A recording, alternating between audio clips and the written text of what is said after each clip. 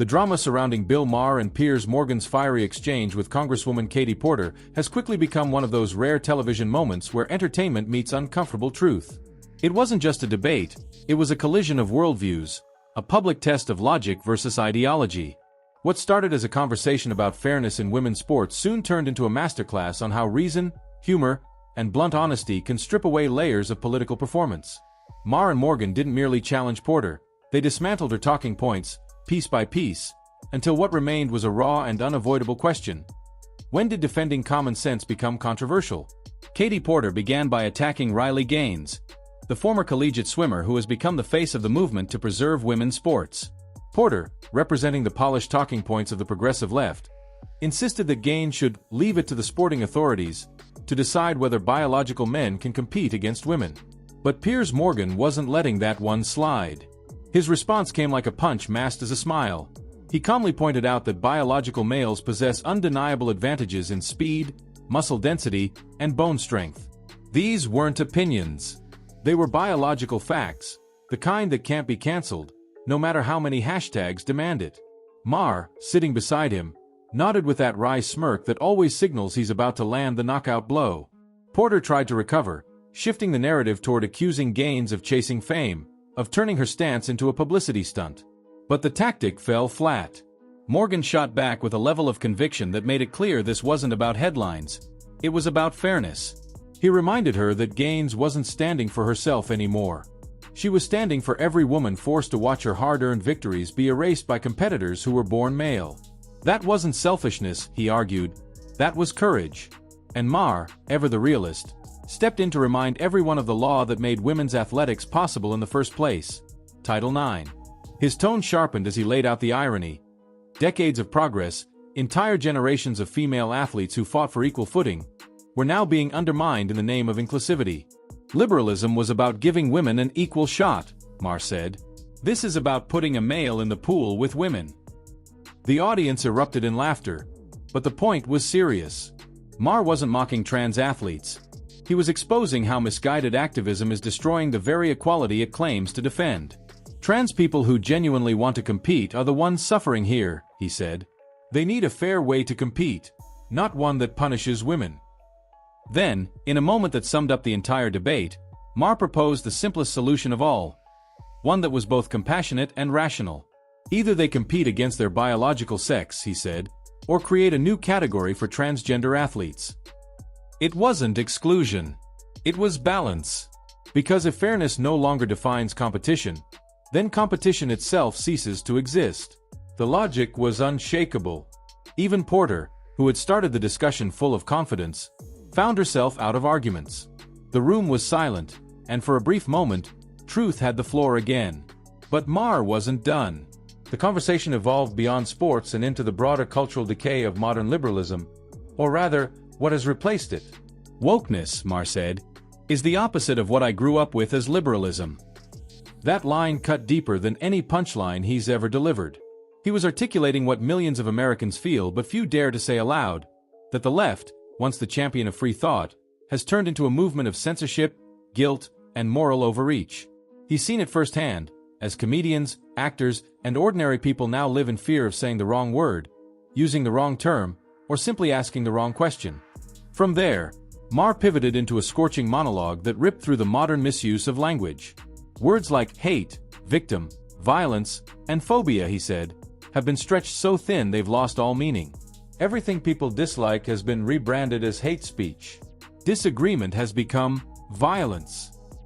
Criticism is now phobia. And somewhere along the way, common sense got thrown out the window. He even mocked the phrase, silence is violence, saying with dry sarcasm, and we know that because it rhymes. Piers Morgan couldn't help but laugh, and the audience followed. But beneath the laughter was the truth everyone recognized. Language has become a weapon, used not to enlighten but to silence. If you question anything outside the accepted narrative, you're branded hateful. If you ask for fairness, you're labeled a bigot. Maher made it clear that this linguistic manipulation isn't progress, it's regression. When words lose meaning, society loses its ability to think critically. He went on to tackle the misuse of phobia, pointing out how the term has morphed from describing irrational fear to being slapped on anyone who simply disagrees. "I've been called commitment phobic," he joked. "No, I just don't want it." The crowd roared. But again, the truth was sharp. Disliking something isn't fear. Opposing an idea isn't hate. And if you can't tell the difference, then you're not arguing for justice. You're arguing for control. Then came one of Maher's most iconic takedowns, the redefinition of violence. He mocked a CBS writing staff who had declared that a scene depicting two women calmly standing in an elevator with a naked man was violence. "No, it's not," Maher said flatly. "Violence usually involves leaving a mark." The audience burst into applause, but his message wasn't about comedy. It was about cultural insanity. "We can't take that word and use it for stuff that's just scary to you," he continued. "Sticks and stones may break my bones, but if you don't know how that one ends, you need to repeat kindergarten." That line summed up the state of modern discourse perfectly. We've reached a point where emotional discomfort is treated as physical trauma. Everything that offends is rebranded as harm. Every disagreement becomes abuse. Maher's frustration was palpable, not because he's heartless, but because he's watching a generation that can't tell the difference between being hurt and being harmed.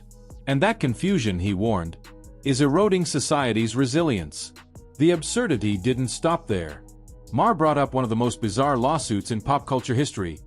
The baby from Nirvana's Nevermind album suing the band for lifelong damages. "I never thought I'd have to say this to a baby," Maher said, "but stop being such a baby." The crowd howled with laughter. But again, the commentary was deeper.